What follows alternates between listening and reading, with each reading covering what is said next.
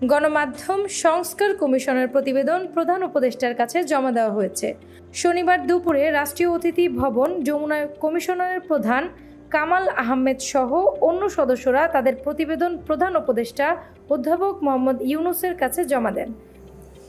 কমিশনের প্রতিবেদন দেওয়ার নির্ধারিত সময় ছিল ৩১ মার্চ পর্যন্ত। গণমাধ্যম সংস্কার কমিশনের প্রধান কামাল আহমেদ কিছুদিন আগে গণমাধ্যমকে দেয়া সাক্ষাৎকারে বলেছিলেন, সারা দেশে মতবিনিময় এবং জরিপের মাধ্যমে মানুষের কাছ থেকে যেসব মতামত এসেছে সেগুলোকে প্রাধান্য দিতে তারা সুপারিশমালা তৈরি করছেন।